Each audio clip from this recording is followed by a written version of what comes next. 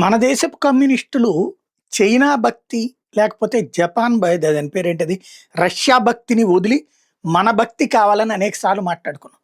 దానికి ఇప్పుడు అసలు రీజన్ కనబడుతుంది. ఇప్పుడు ఇదివరకు నాకు బాగా గుర్తు, కంప్యూటర్లు బ్యాంకుల్లో ప్రవేశపెడుతున్నప్పుడు పెద్ద ఉద్యమాలు చేశారు, దేశవ్యాప్త సమ్మె కూడా చేశారు. కంప్యూటరీకరణ ద్వారా ఉద్యోగాలు పోతాయి, ఉద్యోగాలు పోయినాయా కంప్యూటరీకరణ ద్వారా వాళ్ళకే, ఆ కార్మికులకే, ఆ ఉద్యోగులకే మెరుగైన ఫైల్ ఉపయోగపడుతుందా?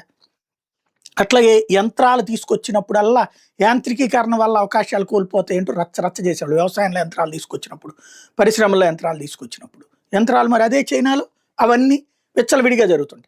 ఇప్పుడు చైనా వాళ్ళ దేశంలో జనాభా తగ్గిపోతుంది. ఇప్పుడు ఇతర దేశాల్లో వాళ్ళకి సంబంధించినటువంటి యాక్టివిటీస్ జనాలను ఎవరైనా తరలించాలంటే దొరకట్లేదు మనుషులు. ఇంకోటి అక్కడోళ్ళు అవతల పోవడానికి సిద్ధపడట్లేదు. దీంతో మెకనైజేషన్ అన్నటువంటిది ఏ స్థాయిలోకి వచ్చిందంటే, పెరూలో ఉన్నటువంటి లీమా దగ్గర ఉన్నటువంటి ఛాన్సే పోర్టు వాస్తవంగా చైనా ఎప్పుడో లీజుకు తీసుకుంది. ఇప్పుడు దాన్ని 100% ఆటోమేటెడ్ ఆపరేషన్. అక్కడ ఓవరాల్గా ఒక పోర్ట్, ఇప్పుడు మన విశాఖపట్నం పోర్ట్ చూస్తాం, ముంబై పోర్ట్ చూస్తాం, ఇవన్నీ వేలాది మంది ఉద్యోగులు ఉంటారు కదా.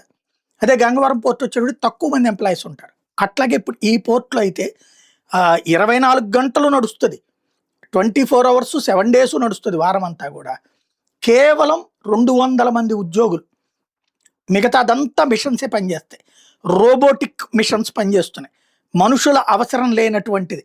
కేవలం ఆ రోబోటిక్స్ మెటీరియల్, ఆ అంటే సరుకుని దాంట్లో నుంచి తీసుకురావడం దగ్గర నుంచి, తర్వాత ఒడ్డును పెట్టడం దగ్గర నుంచి, గోడౌన్లోకి చేరవేయడం దగ్గర నుంచి మొత్తం మిషన్సే చేస్తాయి, రోబోట్సే చేస్తాయి. ఇది ఇప్పుడు చైనా తీసుకొచ్చుకున్నటువంటి ఇది.